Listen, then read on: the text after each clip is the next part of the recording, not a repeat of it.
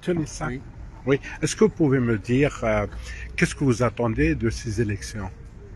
En fait, on vote par défaut. Donc, de toute façon, enfin, pour moi, le choix était quasiment déjà fait depuis le début. Le choix n'était pas très grand. Et donc, aujourd'hui, les élections, j'attends que, en fait, que la personne qui soit élue apporte un peu plus de paix civile.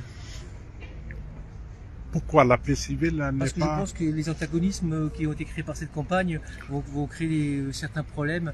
Et j'espère que, quel que soit le président, parce qu'on est dans une démocratie, mais j'espère que si c'est le président qui va arriver, eh ben, il sera ou dans la continuité et pas dans la fracture. Vous pouvez nous dire un peu plus sur cette fracture? Écoutez, moi je suis d'une génération où il n'y avait pas cette fracture. Moi j'étais ici à ce collège Jean Jaurès. Et à l'époque, toutes les communautés s'entendaient bien. Et j'ai des amis d'enfance de toute origine.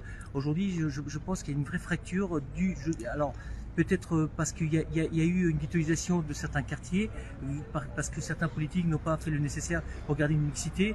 Et puis aussi parce qu'il y a des politiques qui veulent utiliser cette fracture aussi pour accéder au pouvoir. Vous pensez que les gens ils votent par rapport à cette fracture ou par Pas des rapport peurs, à... pas des peurs, pas des ressentis, ou par une réalité.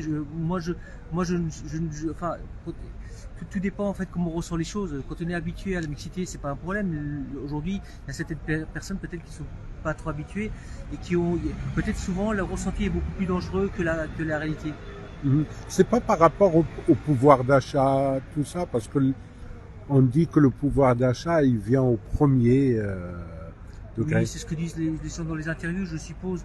Mais je suppose que derrière, les problèmes de sécurité ont été très présents sur cette campagne. Et d'ailleurs, quand on voit la, la crispation qu'il y a aujourd'hui dans ces élections, il y a vraiment une fissure entre les électeurs. Et d'ailleurs, ça va peut-être créer plus tard des problèmes.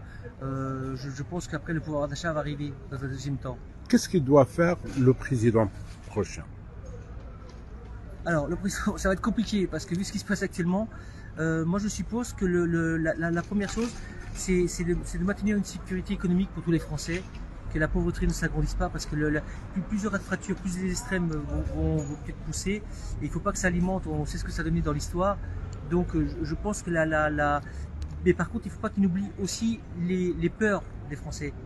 En fait, il faut qu'il synthétise tout sans créer de fracture. Oui, d'accord. Alors, il y a beaucoup de sans-papiers, ça c'est une réalité. Qu'est-ce qu'il faut faire? Les renvoyer, ça devient un peu extrémiste. Est-ce qu'il faut les insérer dans la vie, dans le travail? Quelle est la solution? Parce qu'il y a beaucoup qui n'ont pas les papiers, qui vont même vers le vol, qui vont vers des pratiques où ils n'ont pas une vie, ils n'ont pas un statut, ils n'ont rien.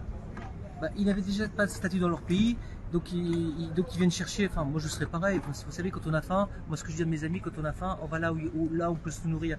Le problème aujourd'hui, c'est que peut-être les sociétés occidentales, l'Europe n'a plus les moyens, n'a pas la richesse. On n'est pas dans les 30 glorieuses. Donc économiquement, je pense qu'il n'y a plus les moyens de les insérer. Et d'ailleurs, ils arrivent surtout. Il y a un problème des mineurs, surtout les mineurs.